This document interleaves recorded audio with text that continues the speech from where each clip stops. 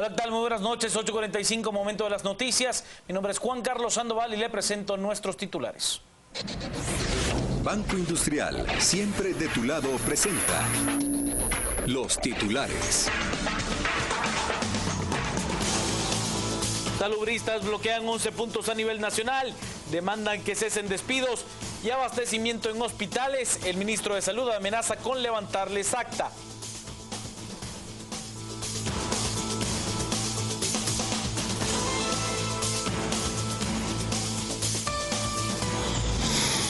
Presidenta de Chile, Michelle Bachelet, y mandatario guatemalteco firman convenio de cooperación turística.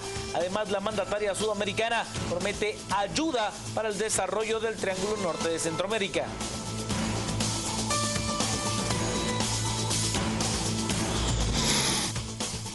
Según el Parlamento Centroamericano, el expresidente panameño Ricardo Martinelli no tiene impunidad por ser diputado de la institución. Martinelli es sospechoso de corrupción en su país.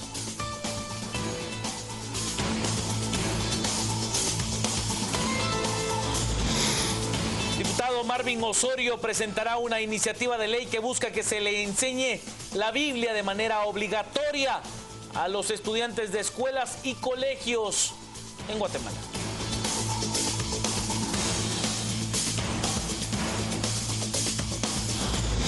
En Venezuela, el gobierno de Nicolás Maduro autoriza a las fuerzas policiales y militares a utilizar armas de fuego en contra de manifestantes.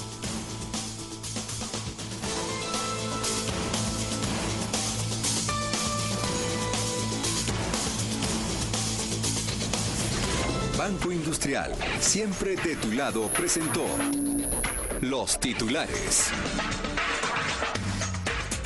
Comencemos con las noticias. Día de protestas por parte de trabajadores del Ministerio de Salud.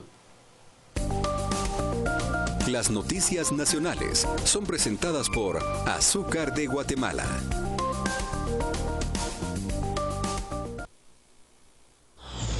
El Frente Nacional de Lucha protestó en 11 puntos de la República en demanda del cese de despidos en el Ministerio de Salud, el traslado de 20.000 trabajadores al renglón 011 y que exista abastecimiento para los hospitales. Los salubristas exigen un diálogo con el presidente para tocar estos puntos, bajo la advertencia que si no se lleva a cabo, las medidas de hecho crecerán. Señores, por favor, que estén destituyendo a más del 80% de trabajadores de malaria, puesto que todos los niños y las mujeres de los climas tropicales, incluso de aquí de la capital, van a resultar con dengue y chikungunya, y el responsable va a ser este señor que no tiene realmente una visión del cuadro epidemiológico para poder estar queriendo quitar de 12.000 a 15.000 trabajadores. Si se establece el diálogo, nosotros no vamos a continuar con ninguna medida. Nosotros lo que queremos es diálogo. Entonces, porque el ministro no quiere hablar con nadie. Y entonces por eso nos vimos en la obligación de venir a su jefe, porque el ministro tiene un jefe, que es el presidente, y el pueblo es el jefe del presidente porque nosotros lo elegimos. Debido a la protesta, hubo caos vehicular no solo en la ciudad capital, sino en los departamentos. Durante el trayecto, los sindicalistas realizaron varias pintas en las que se leía: se persigue el robo hormiga y qué pasa con el robo elefante. Ante la manifestación de los salubristas demandando el despido masivo de personal en la red hospitalaria, el ministro de Salud, Luis Enrique Monterroso, respondió a los salubristas señalando que los directores de los hospitales tienen la orden de levantar actas a los empleados que no asistan a sus labores, ya que ponen en riesgo la salud de los guatemaltecos. Contratar a todas estas personas sería irresponsable de nuestra parte porque no tendríamos el recurso suficiente para pagar los salarios como queremos hacerlo con los que sí están contratados. Es decir, el compromiso es lograr que se haga un pago efectivo en tiempo a todos los trabajadores de salud para que haya una moral institucional elevada que permita un buen trato a los pacientes y en el área preventiva a los puestos de salud y a los centros de salud. Tenemos instrucciones a todos los jefes de área y a todos los directores de hospital que los que no lleguen a trabajar se les levante acta. y en esta ocasión vamos a ser muy contundentes con las personas que no estén laborando, porque no hay una razón valedera para que dejen de atender a la población, y no queremos pensar que por una acción individual de apoyar a los que no fueron contratados se descuide la salud de los guatemaltecos. Es importante que mencionemos esto. Vamos a ser muy disciplinados y rígidos al respecto de que todos los directores van a faccionar actas con los que no estén trabajando, porque la salud de los guatemaltecos ya no espera. La presidenta chilena ofrece colaboración con Guatemala en materia turística.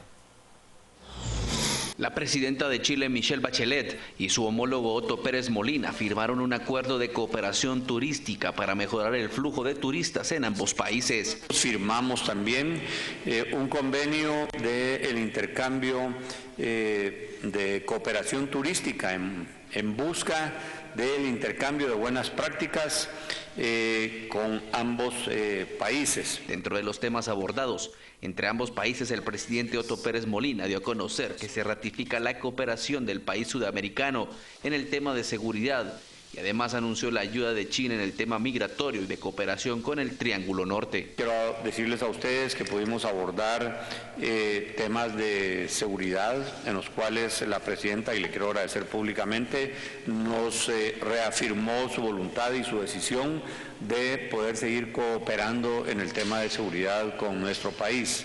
Abordamos el tema de los migrantes no acompañados, menores no acompañados, y de la crisis que tuvimos en el año 2014, y quiero también hacer público el agradecimiento de la presidenta Bachelet en el interés que ella ha mostrado en eso, y también de sumarse en el plan que se está desarrollando para la Alianza de la Prosperidad para los países del Triángulo del Norte de Centroamérica. La presidenta de Chile, Michelle Bachelet, mostró su apoyo al gobierno de Guatemala al plan de desarrollo de la Alianza por la Prosperidad, señalando que Chile quiere ser un apoyo en las prioridades del plan que buscan mejores condiciones económicas y de seguridad en los 3 países del Triángulo Norte de América Central. Reiterar nuestro apoyo absolutamente y la valoración que tenemos del plan de desarrollo del Triángulo Norte, donde, como ya decía el presidente, Chile quiere también poder jugar un rol en apoyo a cuáles sean las prioridades que los 3 países iniciales, Guatemala, Salvador y Honduras, se hayan propuesto.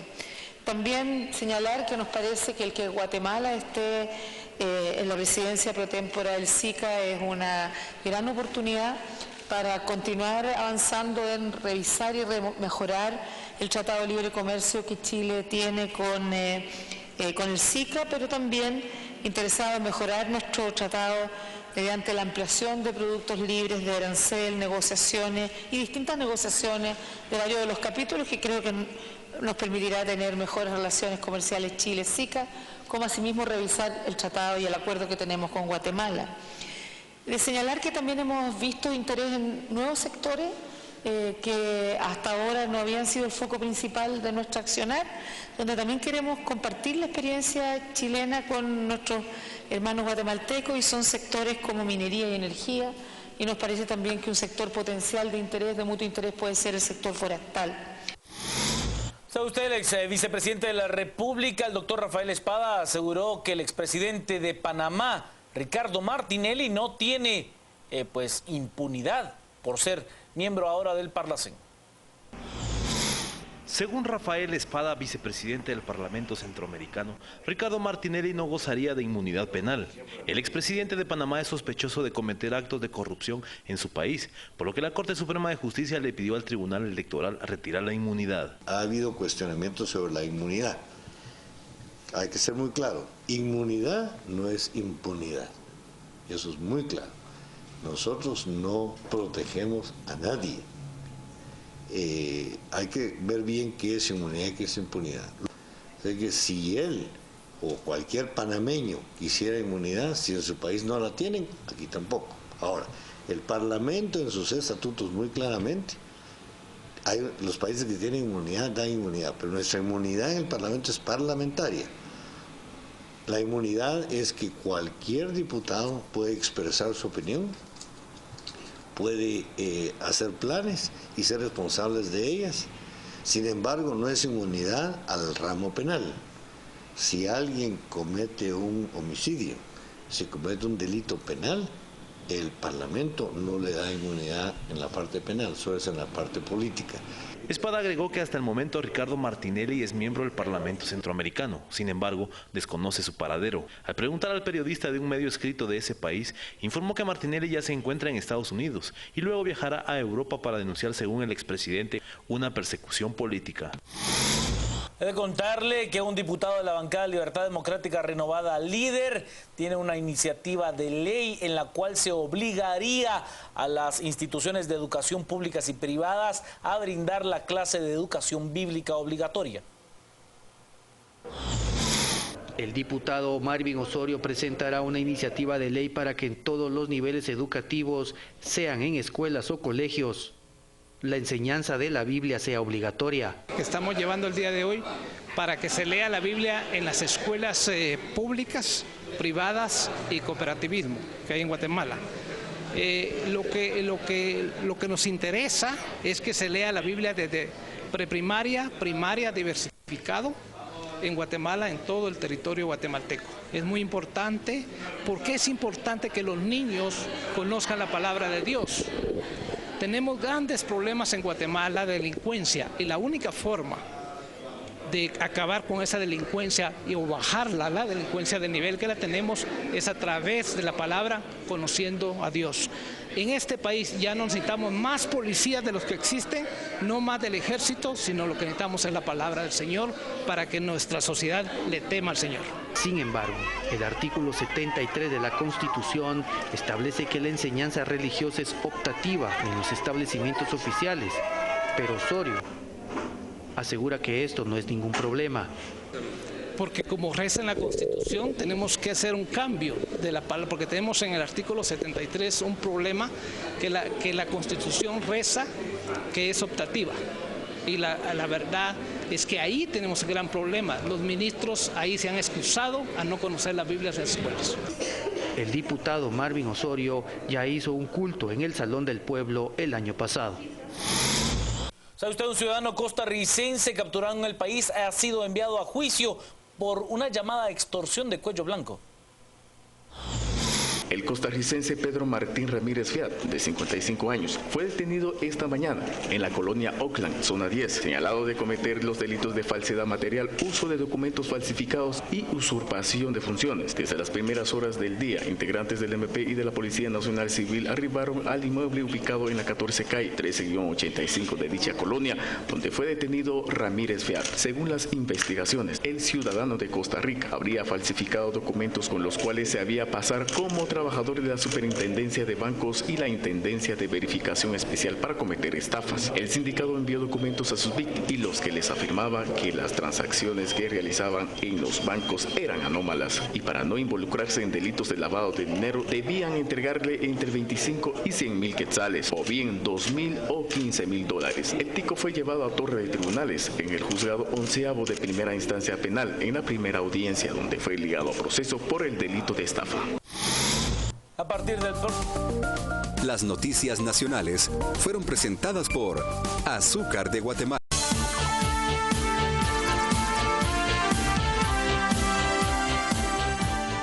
Buenas noches, bienvenidos hoy viernes 30 de enero a las 8:45. Es un gusto estar con ustedes y es un gusto también darle la bienvenida a doña Claudia Méndez Arreaza. ¿Cómo está? Don Juan Luis Font, ¿cómo están? A Paola Hurtado, bienvenida. Ni a Claudia, don Ni a Claudia, ni a Paola. Don Pedro. Y don Pedro. ¿Cómo está don Pedro? Tú has visto que a todos nos ha llamado todo menos a ti. Empieza a mirar. Y todavía le dije ni a Paola. Yo acabando el mes, pero no se acaba el frío. No. Pero bueno, ahí aguantando. Sí, sufriendo, el frío, Pedrito. pero el frío, acuérdate que conserva las cosas. Los alimentos, los monstruos, Dicen los que fósiles. No hay frío, solo falta el cariño. Entonces, bueno, eso es. Eso, muy bien, Paola. Yo iba a decir otro dicho. Dicen que no hay frío, solo gente que no sabe arroparse bien. Pero bueno, Paola superó la bueno, la ella máxima. lo redondeó. Bueno, ¿qué les parece si arrancamos con la presentación presentación del primer tema que vamos a discutir esta noche a partir de las entrevistas que hemos realizado a lo largo de la semana. Paola, te toca. La que hicimos con Juan Luis Font. Bueno, el lunes hablamos de comisiones de postulación en dos sentidos. La de la SAT para el nuevo directorio, pero también esa propuesta que viene del Movimiento Pro Justicia, también del Partido Encuentro por Guatemala y avalado por un grupo de personas que está proponiendo, ante la imposibilidad de reformar la Constitución de la República, reformar la ley de comisiones de postulación para por lo menos limitar la participación de universidades en ese grupo que elige a magistrados del país. Miremos lo que nos dijeron nuestros invitados. Yo les decía que, por ejemplo, el rector nuestro, Cyrano Ruiz, y yo como decano de la Facultad de Derecho, nosotros ya no queremos estar en las comisiones de postulación. ¿Por qué? Uno, porque realmente hemos sido llamados para ser formadores de personas, para formar profesionales. El estar nosotros en una comisión de postulación significa dejar las labores inherentes a las que estamos llamados a hacer. Uno. Punto dos, realmente las situaciones de los decanos o los rectores en determinado momento dentro de esta situación va a estar ya en crisis. Yo no sé si ustedes ya saben, pero ya se aprobó otra universidad, que esta universidad regional. Esta universidad estaría ya en la siguiente comisión, pueda en todo caso aprobarse otra, y son 13 magistrados, y realmente el círculo que determina cuántos son los representantes de las comisiones son los decanos. Entonces, en este sentido, nosotros creemos que lo que hay que hacer es fortalecer la ley de carrera judicial. Al fortalecer la ley de carrera judicial, que se termina en los jueces de primera instancia, porque, por ejemplo, ustedes no se dan cuenta cómo pasa un juez de paz a un juez de instancia. ¿Por qué? Porque hay una carrera judicial. Pero todos nos damos cuenta cómo un juez de instancia llega a salas, porque no hay carrera judicial. Lo ideal sería que las salas de apelaciones se integraran siguiendo procedimiento de carrera judicial con quienes proceden de los juzgados de primera instancia. Entonces, lo que nosotros estamos proponiendo es que hayan unas reformas que de momento faciliten esa independencia judicial. En el punto que tocaba usted, Paola, de la participación de los colegios profesionales y en específico del Colegio de Abogados y Notarios de Guatemala, vemos que es necesario que haya una fiscalización de los fondos que se utilizan en las campañas para elegir a los representantes ante las comisiones de postulación. Bueno, ¿qué piensan mis compañeros de lo que decían los invitados? ¿Quién comienza, Claudia? Yo lo que veo en concreto es que, a ver, los decanos, o por lo menos este decano que está haciendo la propuesta, preferiría que estuvieran afuera todos los decanos de las comisiones de postulación, pero eso no puede darse así hasta que haya una reforma constitucional.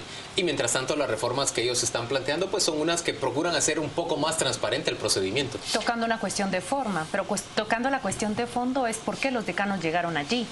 Porque el Estado delegó en 4 o 3 decanos que existían en aquel entonces la elección de magistrados para Corte Suprema de Justicia. Porque se creía que no habían sido alcanzados por la corrupción y que por lo tanto ellos eran, digamos, un juez idóneo o un seleccionador idóneo. Yo estoy convencida por qué deben salir los decanos de allí, y estoy convencida por qué se debe reformar todo ese sistema de elección, pero más allá de la reforma que puede plantearse, digamos, y que no es cosa fácil plantear, lo esencial es definir el nuevo modelo. La carrera judicial es una vía, pero no toda la Corte Suprema de Justicia ni toda la Corte de Apelaciones, bueno, la Corte de Apelaciones sí va a poder estar siempre electa mediante ese mecanismo. Mira, yo creo que si esto se va a abordar ahora, hay que hacer una reforma contundente. Medias tintas no sirven. Yo estoy de acuerdo que hay que cambiar el sistema, y en la medida que los decanos y rectores no estén obligatoriamente presentes, es lo mejor. Fritz Thomas, que participó, que es decano de la Marroquín de Economía y participó en la elección de Contralor, en un artículo esta semana, el miércoles, cuenta el tema. Y él da una opción para una cosa que yo quiero hacer extensiva. No me importa in extremis, aunque los prefiero fuera, que los decanos y los rectores estén, aunque yo los prefiero fuera, pero sí se tenía que hacer una cosa. Habida cuenta que eso va a ser ya un circo por la cantidad de gente y de payasadas que se comentan, yo creo que la cosa intermedia es muy sencilla, o puede ser sencilla hasta que se busca el modelo. Si hay 22 personas, se sortean 7 proponen y por sorteo se elige. El sorteo es la manera más neutra de evitar la corrupción. Entonces, hay una manera muy sencilla sin tocarlo de ahora, que es participa fulano, como está si tú quieres, aunque no me gusta. Por sorteo se eligen 7, esos 7 designan a los que tengan que ser y por sorteo se elige. Vas tú a ver, y ya me he hecho una apuesta, que el 99% de las organizaciones civiles y políticas no quieren el sorteo. Y cuando una organización no quiere el sorteo es porque está interesada en imponer su criterio. Entonces habría que ir al sorteo, si el sorteo es neutro. No, digamos...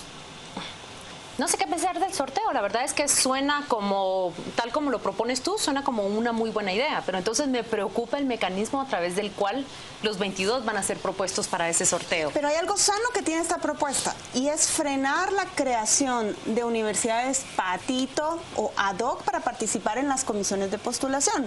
No se dijo al aire, pero se habló de una universidad como la San Pablo o la universidad como la de Occidente que no cabrían en este criterio porque no tienen colegiados profesionales que ya hayan graduado, obviamente. Bueno, pero no es por colegiados, Paola. La Da Vinci todavía no tiene. Es por facultades que están entrenando. Si tú a la si no a la universidad que se dice que tienen que estar colegiados para que la propuesta es de que ya tengan. Pero es que es la misma historia. ¿Qué más te da? Lo que tú estás haciendo es la trampa dilatando las 5 años. Claro. ¿Qué más te da? ¿Qué más te da? Hay universidades que solo tienen la facultad de Derecho. ¿Qué más te da? Hay que gradúa abogados. ¿Qué más te da? Sigue siendo una universidad chafa.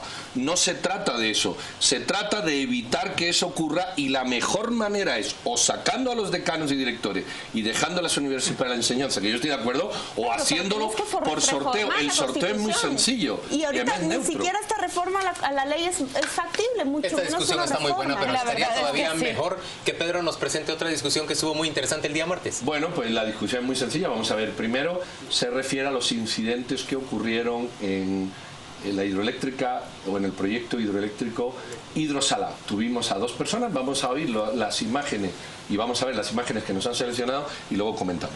Estas amenazas se hicieron efectivas el día 22 en la mañana. De todo esto pues hicimos las denuncias correspondientes a las autoridades. Lamentablemente no hubo presencia preventiva del Estado y esa establece la problemática más importante. En esta área, la Policía Nacional Civil firmó forzosamente un acta en la cual no puede ingresar desde el año 2010, es decir, la policía no ingresa en esa zona desde el 2005 y es evidente que hay un interés por generar o liberar esa zona de la presencia del Estado, ¿verdad? Las personas que ingresaron a la finca argentina fue aproximadamente una turba de 600 personas portando más pasamontañas y armas de grueso calibre, incluidos AK-47. Evidentemente esto no es un tema de conflictividad social porque las comunidades cuando se oponen o se resisten pues hacen procesos de forzar diálogos o de querer impedir los proyectos, pero no con AK-47, ¿verdad? Es evidente que hay un traslape de temas de crimen organizado. Pasaron varios meses, varios años y ni la empresa da la cara, por el contrario empieza a querer comprar voluntades regalando uniformes de fútbol, tratando de comprar las voluntades de la gente y casi que forzando a que la gente por un obsequio le firme que está de acuerdo. Eso no es correcto. Nosotros decimos que las comunidades ahí no están de acuerdo. ¿Quiénes ponen las denuncias en contra de los dirigentes? Son eminentemente trabajadores de la finca. Gente del área, que ellos, con todo el respeto, lo digo también, ¿va? Aquí tengo yo todo un expediente en donde se demuestra que son trabajadores de la empresa Hidrosalá y de la finca argentina quienes ponen las denuncias en contra de dirigentes y los incriminan de hechos falsos, totalmente contradictorios, fuera del marco legal, y no es justo ni correcto que una empresa abuse sobre la base de una necesidad concreta. Hay un señor Casimiro muy pobre que lo tienen del tingo al tango poniendo denuncias. Él pone la denuncia, él lleva la investigación, él lleva aparentemente las pruebas y resulta que él hace la investigación. No se puede en este país. Bueno, ahí ven ustedes, la conclusión de esto es, al margen de lo que dijeron los invitados, que los hemos vuelto a invitar el martes que viene a que aporten las pruebas de no tenían permisos o de estaban regalando que los traigan, lo que ha vuelto a ocurrir, yo lo diría en 3 frases. 1, no presencia de la policía fue avisada y no fue, y ya hay un antecedente de los pajoques. 2, hay un acta con la comunidad de que ahí no entra la policía, como si eso fuera un terreno de Don Pancho, libre, de nadie, libre. Y eso es preocupante. Y 600 personas con AK-47 que queman, que incendian y que retienen a policía y a fiscales del Ministerio Público cuando iban a ejecutar detenciones legalmente instituidas. Yo creo que esa es la esencia del tema. Más que comentarios, repetición. Yo tengo preguntas para Pedro. Los diarios publicaron declaraciones de los directivos de la compañía Hidrosala que responsabilizaban al narcotráfico detrás de toda la turba que incendió, quemó y destruyó maquinaria. ¿Qué te transmitieron a ti en el programa? Mira, ahí se hablaba del narcotráfico, pero al final la conclusión es que el narcotráfico no tiene nada que ver con eso. Esos son turbas que se organizan con fines A, B o C o D, que sí es posible que a lo mejor grupo de narcotraficantes les hayan cedido armas, ¿quién pone las armas? O algo de logística, pero 600 personas que el narcotráfico genera. El narcotráfico lo que quiere es tranquilidad. No bulla. Y el tema, en mi opinión, independientemente de eso, es por qué el Estado no actúa. Sí, yo también pienso que me pregunto por qué el Estado no actúa, pero no me refiero estrictamente o exclusivamente a impedir la violencia. Por supuesto que es una obligación fundamental del Estado impedir la violencia, esa quema de maquinaria, esa destrucción de la finca y las instalaciones en donde se habrá de construir la hidroeléctrica Hidrosalar. Eso es fundamental, pero el Estado tampoco actúa para dialogar con esa comunidad y con esos inversionistas y para generar un clima que permita la inversión, pero también que genere satisfacción de parte de los pobladores. Yo tiendo a pensar... 4 años llevaban dialogando incluso con el Sistema Nacional de Diálogo. Muy bien, pero entonces... Fue lo que reconocieron pero aquí. eso es inmensamente fallido también de parte del propio Estado, tanto para los inversionistas como para las comunidades. Yo, más que ver intereses de narcotráfico o intereses de crimen organizado, lo que veo ahí es una oposición que se ha vuelto cerril en términos generales de muchas comunidades hacia inversiones productivas como puede ser una hidroeléctrica. ¿Por qué el Estado de Guatemala no ha sido capaz de persuadir a las poblaciones de que las hidroeléctricas no causan daños, traen beneficios y que eventualmente las comunidades pueden ser socias de esos proyectos? Pero es que a lo mejor no son las comunidades. El propio Estado puede ser socio de esos proyectos. Pero es que a lo mejor no son puede las haber comunidades. muchísimos beneficios. Yo coincido con Pedro ahí, Juan Luis. Yo creo que no se puede pasar por alto que ese ataque hayan utilizado AK-47. Esa arma no se compra en ningún lado. Si está el crimen organizado financiando o no ese ataque, da igual. O sea, esas armas son de uso ilegal y preocupa. Estoy totalmente de acuerdo. Que la gente, que yo no dudo que haya un grupo que está en contra del proyecto, sea asociada a los que llevaron esas armas allí. Yo creo que tienen unas pérdidas de 10 millones de quetzales. Ningún proyecto es viable cuando están empezando, empezar a perder así. Más que la oposición, lo que me preocupa es la criminalidad que hay en un acto así. Si el sistema de diálogo fracasó, es un hecho. Si esas pelotas que regalaron de fútbol no funcionaron para congraciarse con la gente, es un hecho. Pero ¿qué hacían esas pistolas ahí? Esas armas ahí? ¿Por qué? Y también la fuerte crítica, como dice Pedro, ante la ausencia de respuesta de la Policía Nacional. La policía no va. ¿Cómo el Estado permite firmar un acta en el que no entra la policía en una población? Es que eso, perdón, no tiene sentido.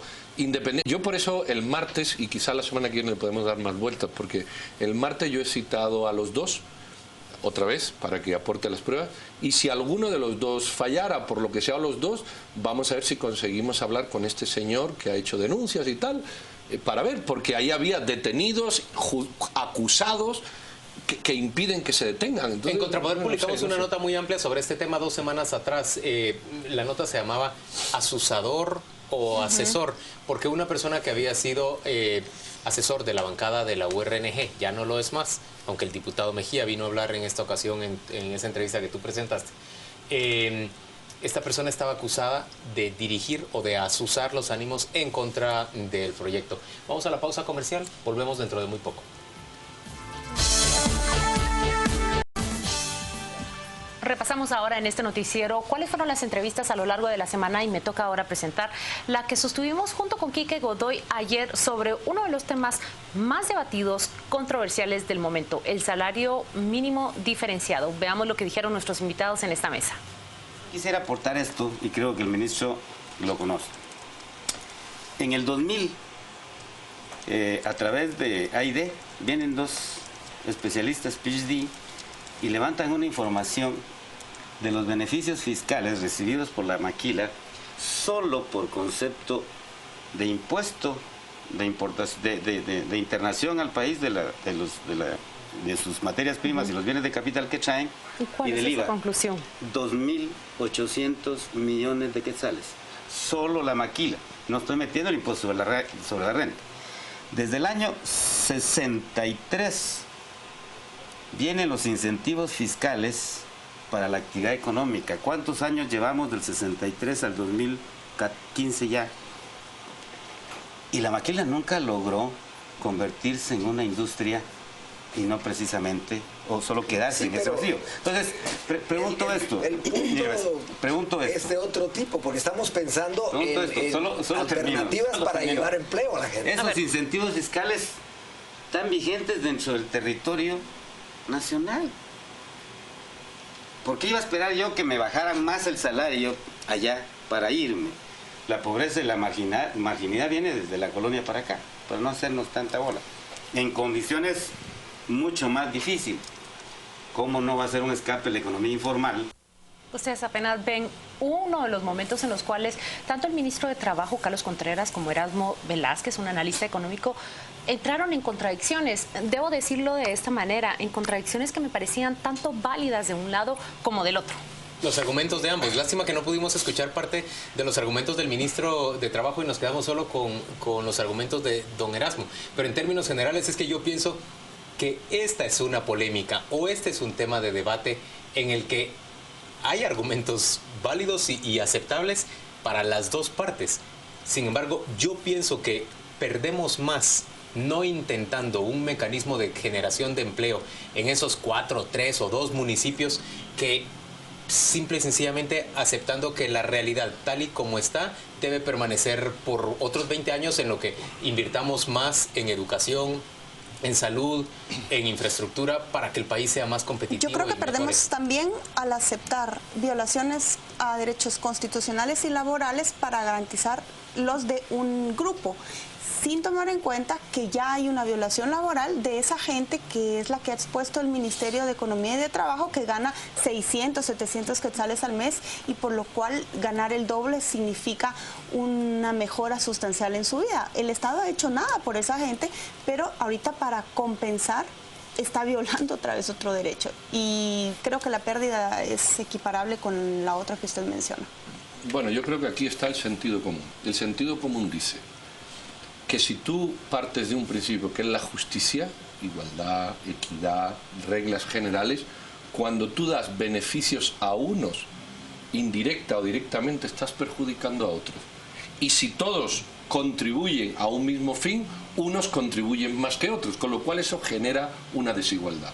Eso está más claro, o sea, se puede decir más fuerte, pero no más claro. Lo segundo es que en todo el mundo mundial, en todo el planeta, cuando tú quieres desarrollar una zona, le llaman zona franca. Y la zona franca se caracteriza porque se reduce al mínimo o se anula las cuestiones impositivas y se liberaliza todo. En la medida que tú avanzas hacia ese extremo, así funciona en todo el mundo. No existe ningún sitio donde la zona franca tenga el doble de impuestos que la zona no franca. Conclusión, en la medida que liberaliza y reduce las cargas, se genera desarrollo. Pero eso, vamos, en todo el mundo. Con lo cual, cualquier solución, incluida la de 1500, cualquier solución que tienda a esa liberación total, creo yo que potencia y promueve el desarrollo. ¿Saben qué veo? Tristemente Guatemala ha sido a lo largo de su historia competitiva, primero vía la fórmula de concentrar grandes extensiones de tierra y tener acceso a mano de obra barata, sobre todo a la mano de obra de los indígenas en poblaciones muy remotas que bajaban a hacer la cosecha a la costa o en la boca costa, ya sea del café, del algodón o de los granos. Esa fue la vieja fórmula. Ahora pareciera ser que nuestros únicos dos ventajas comparativas o nuestros únicos dos elementos que nos dan competitividad tienden a ser disminución de salarios y incentivos fiscales. Y los incentivos fiscales, exoneración de impuestos. Eso es francamente claudicante de parte de la sociedad guatemalteca. No puede ser que esas sean nuestras ventajas comparativas y que solo con eso podamos competir.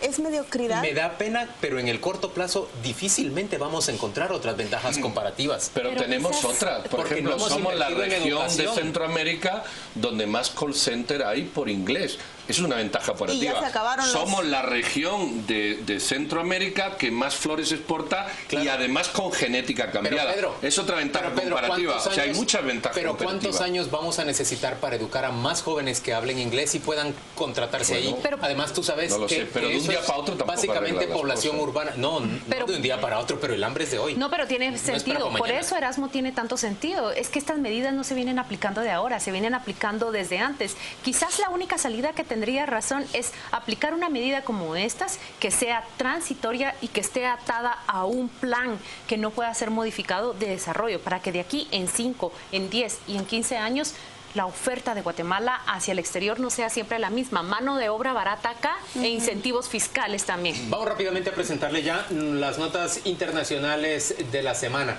Y lo que se convirtió de verdad en una especie de terremoto para los europeos fue el triunfo de ese joven hombre que usted ve ahí de apellido Tsipras. En Grecia se convirtió en el nuevo primer ministro griego a partir del domingo, cuando su partido obtuvo unos resultados por lo menos 30% superiores a los del partido oficialista. Formó gobierno de inmediato y se planteó el partido Syriza desde el inicio de la campaña como uno que se oponía a la política de austeridad económica que se traza en la Unión Europea a partir de la égida de Berlín. La señora Angela Merkel es realmente la que marca el ritmo. Así se tiene que ir en Europa, y la señora ha dicho que es con austeridad como debe manejarse la crisis económica de Grecia, pero de otros países también, como la de Italia o como la de España. Y en términos generales, en España, por ejemplo, han sido muy obedientes respecto a lo que ha pedido la señora Merkel, y debo reconocer con pena que les ha ido bien, porque la verdad es que los españoles están saliendo de la crisis. A Grecia, por supuesto, por el nivel de su deuda externa, las medidas de austeridad les suponen pues un dolor muchísimo mayor.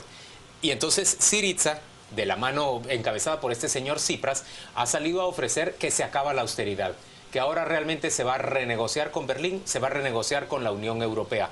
Pero no solo eso, no solo por eso pone nerviosos al resto de los europeos, sino también porque de entrada ha dejado bien claro que es un aliado de Moscú dentro de la Unión Europea.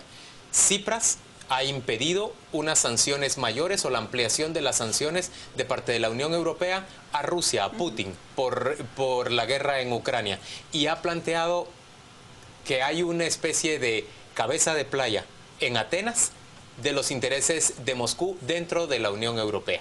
Esa es la situación en este momento en Europa. Mira, Grecia debe la friolera de 317.000 millones de euros, producto de dos rescates, el 1 y el 2, que no siempre o que no contundentemente están liderados por Alemania. Tú ya lees la cifra de esos 317.000 millones de euros. Alemania ha puesto 56, Francia 42, Italia 37, España 24.000, todos son miles, y Países Bajos y Bélgica y tal, 20.000 más. ¿Qué te quiero decir? Yo no creo que sea una imposición de Alemania, es una responsabilidad de los países. Es decir, España le ha ido bien porque ha tenido una política responsable.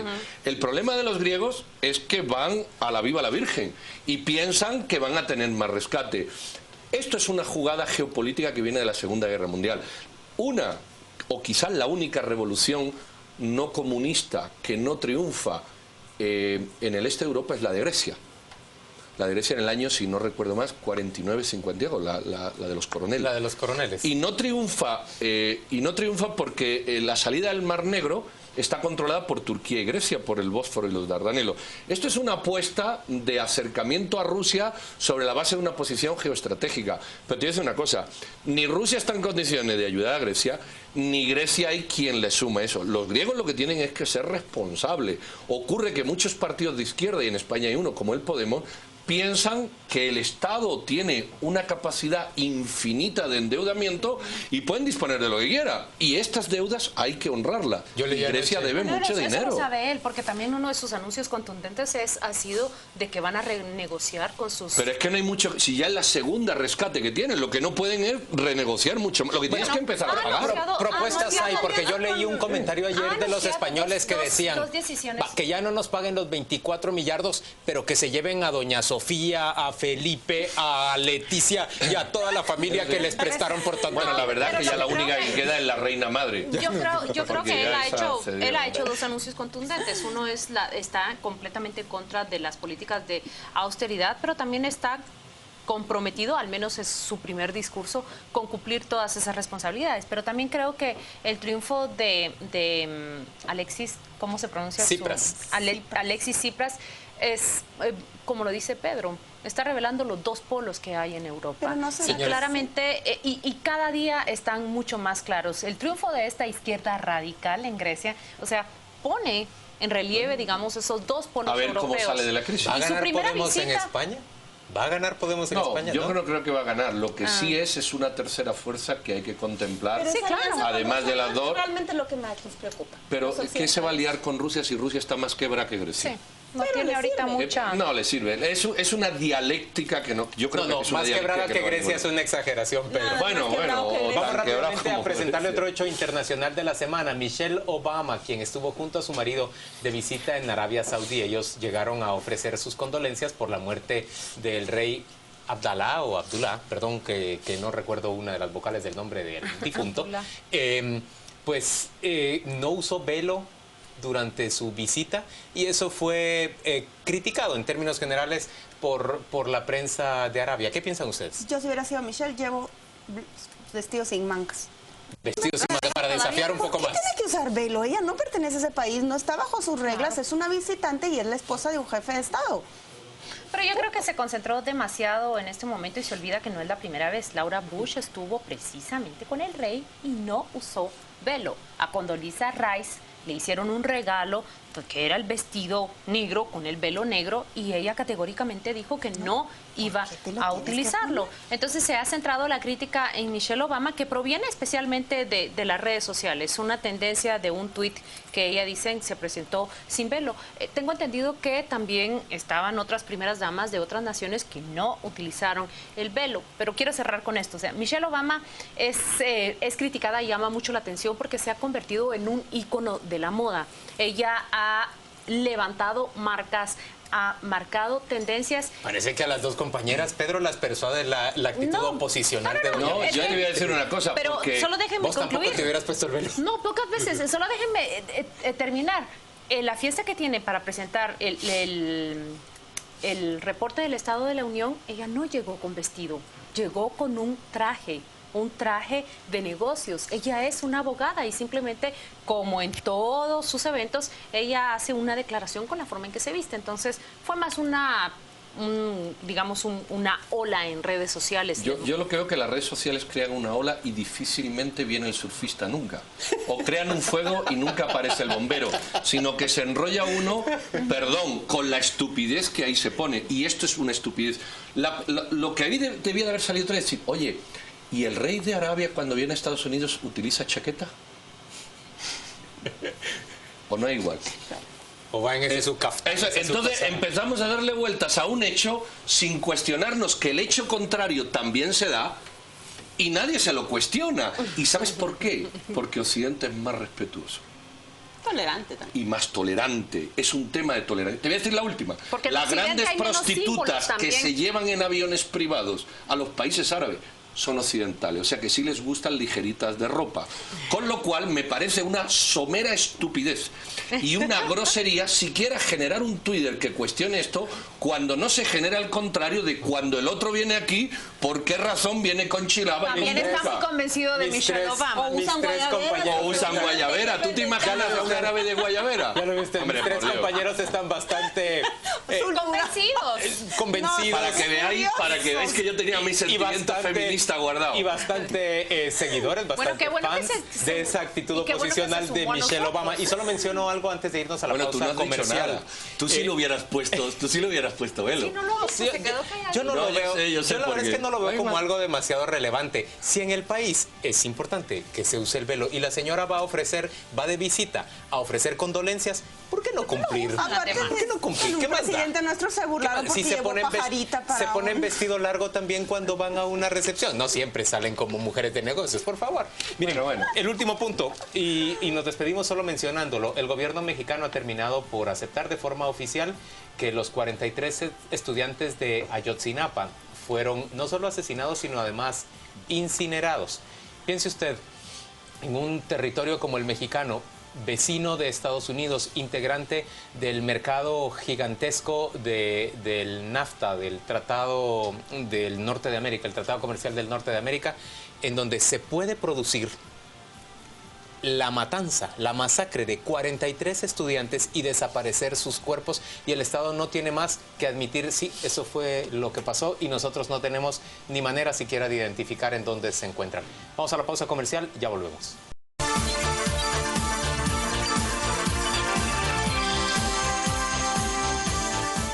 Ya estamos de vuelta en este día viernes a las 8:45. ¿Y qué le parece a Claudia Méndez Arriaza si nos presenta a ella estas noticias que vamos a discutir en cosa de 90 segundos? Bueno, vamos a ver que nos marque muy bien el reloj porque hemos estado bien portados. Vamos a arrancar con esta conversación y son todos los preparativos alrededor del regreso del expresidente Alfonso Portillo a Guatemala. Hay un movimiento que prepara incluso un tour, escuche usted, así lo dicen, un tour de Alfonso Portillo por determinadas ciudades que son como bastiones de él. Pero al mismo tiempo que se levantan estos movimientos, se levantan también las más duras críticas hacia esa recepción. ¿Qué piensan mis compañeros? 90 segundos. La semana pasada yo no tenía los nombres, solo las vallas, y ahora entiendo que es su ex secretario privado, el señor Julio Girón, y su ex vicepresidente, el señor Juan Francisco Reyes López, quienes tienen la responsabilidad o el honor, como ustedes quieran llamarlo, de organizar esta comitiva. Bueno, a ver cómo le va al señor, pero me han llegado muchísimos anuncios de todas las convocatorias que están haciendo para recibirlo desde el aeropuerto incluso. ¿Pero te parece bueno o malo? Me parece que son personas de su confianza a quienes él les ha delegado Pero que la población lo reciba, ¿te parece bueno o malo? Me parecen las dos cosas. Bueno y malo. Sí. No, yo lo que sí sé es la empresa que está haciendo el pollo móvil para el recorrido papal. Va a haber un pollo móvil. Va a haber un pollo móvil donde se va a poder subir. Yo creo que José Rubén Zamora hizo un artículo, no sé si fue el martes o el miércoles, que a mí me pareció muy bueno, en mi plegia moral. Es decir, que se reciba o no al señor Portillo, pues queda en la conciencia de cada uno. Que se pretenda un recibimiento masivo a un presidente que ha sido juzgado y condenado en otro país por temas económicos, me parece una hemiplegia moral. Es decir, no estoy condenando a nadie, pero de luego tampoco es para vitorear. Y yo que en términos generales pienso que ha habido figuras como la de Alan García que han obtenido la reivindicación pública. Hace falta escuchar qué tiene que decir el señor Portillo para que pensemos si cabe o no esa condena de la recepción que se le va a hacer. Porque si él va a venir a decir yo no hice nada, soy un santo, ahí estoy totalmente de acuerdo. Pero si el señor va a venir a hacer una admisión de culpa, a mí me gustaría escuchar eso. Bueno, veamos si cumplimos ese tiempo. Ahora entra en vigencia esa prohibición que ha salido de la municipalidad de Guatemala, y es que se prohíbe el uso de animales para espectáculos públicos. ¿Qué va a ser de los circos sin sus monos, sin sus tigres, sin sus leones? Esa es la pregunta que se hacen los cirqueros. Usted sabe que es la comunidad más afectada, pero también el alcalde Álvaro Arzú, quien ha liderado prácticamente esta medida, ha hecho conciencia o ha llamado hacia el abuso que se hace contra los animales.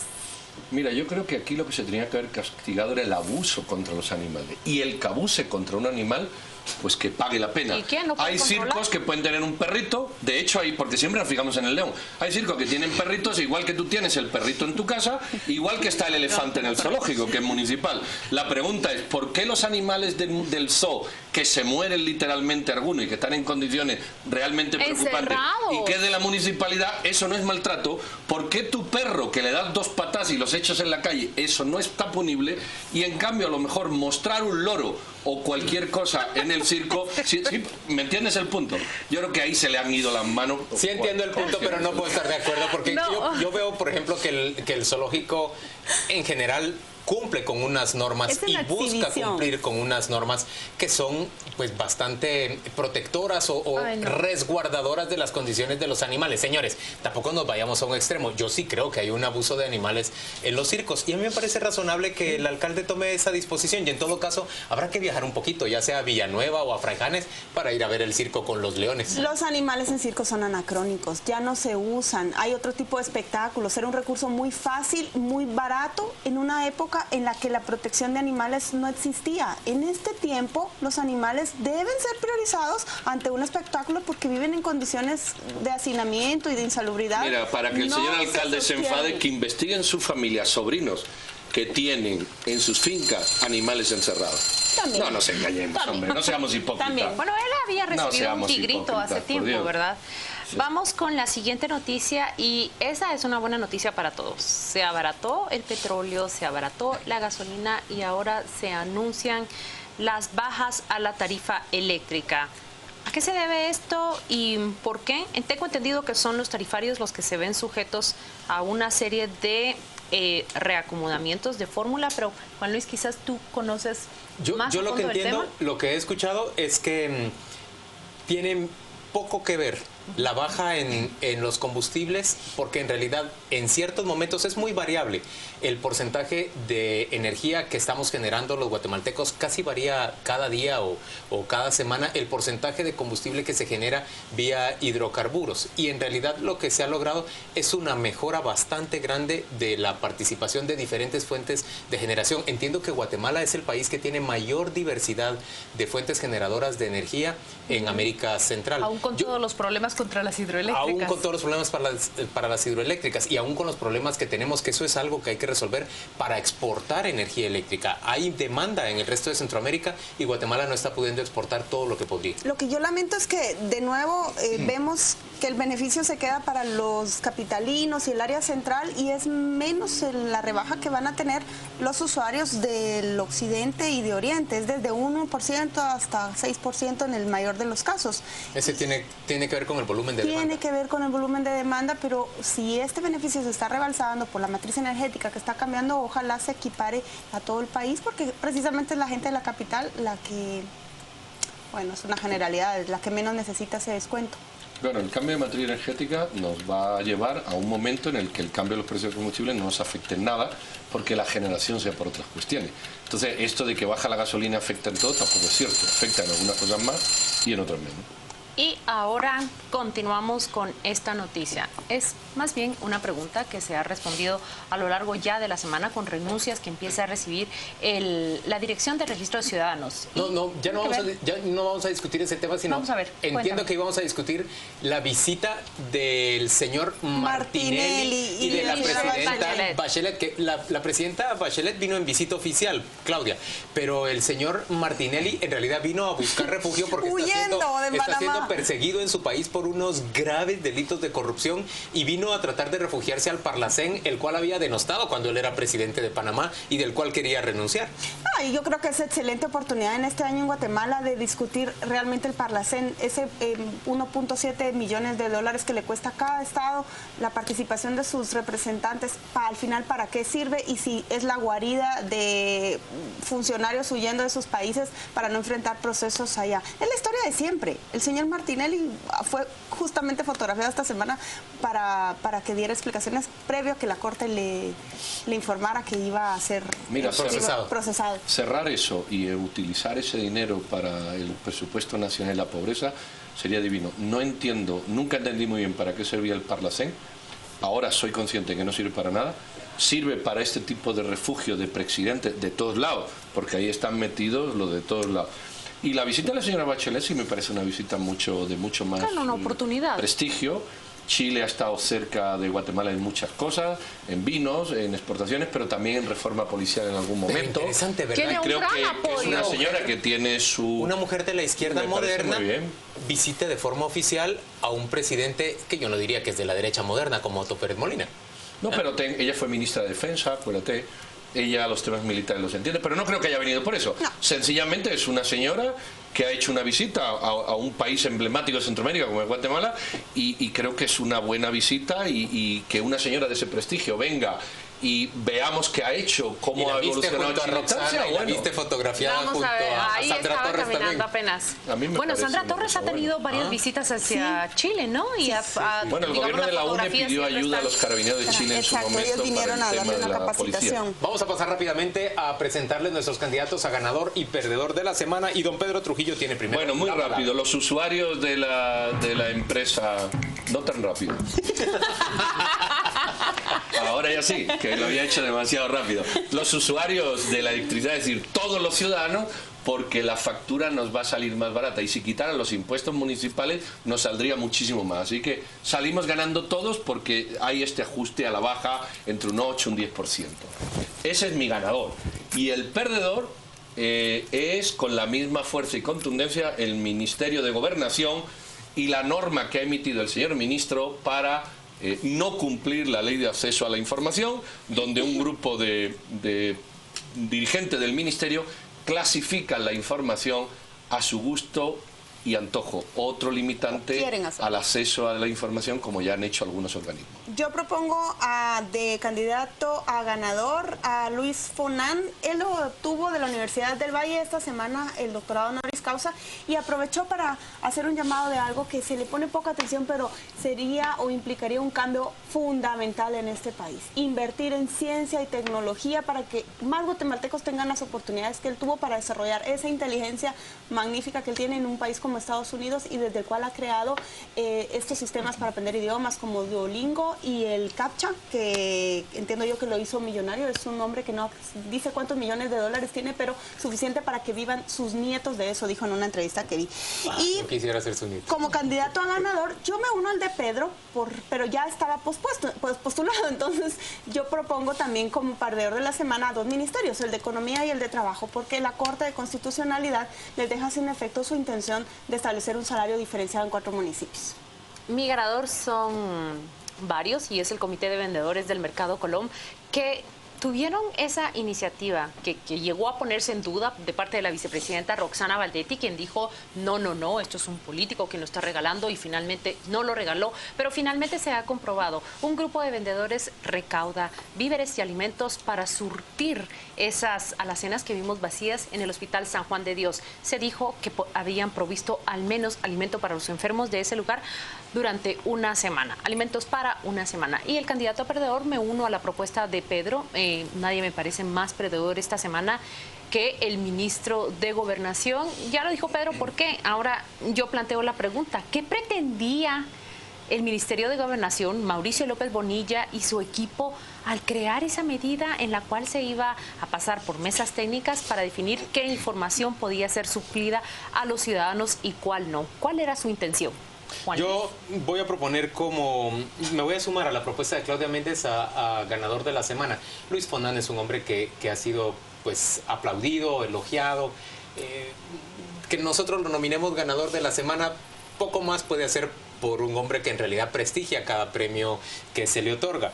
Yo creo que el Comité de Vendedores del Mercado Colón merece reconocimiento, una actitud de solidaridad por un lado, pero por el otro también de decencia, y debería avergonzar enormemente al gobierno de la República. Entiendo que la vicepresidenta terminó ofreciéndoles disculpas y fue a visitarlos a los miembros de ese comité de vendedores, porque tuvo que reconocer que lo suyo había sido una pifia, un error a la hora de decir que no eran ellos, sino que era un político.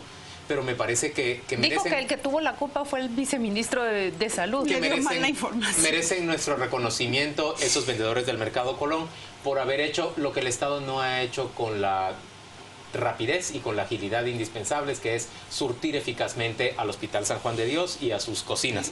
Y como candidato perdedor, yo también me uno a la decisión de nombrar al ministro de Gobernación por haber propuesto ese reglamento. Y se los voy a poner así de claro.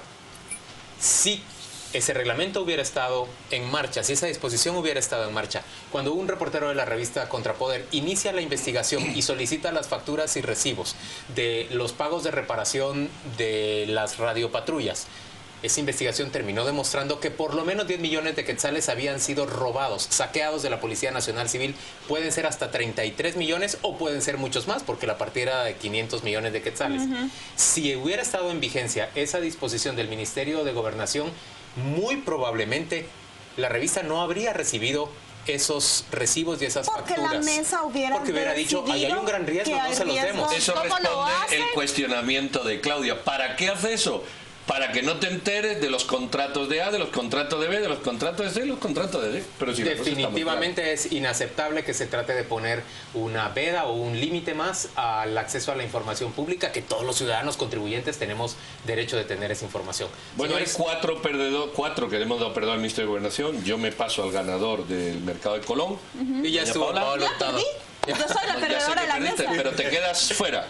Sí, me quedo fuera. Ok, pues entonces el mercado de Colón gana por mayoría suficiente y por unanimidad el Ministerio de Gobernación y su ley esa tan particular. Gracias por acompañarnos. Llegamos al final de las 8:45. Que descanse y disfrute usted este fin de semana.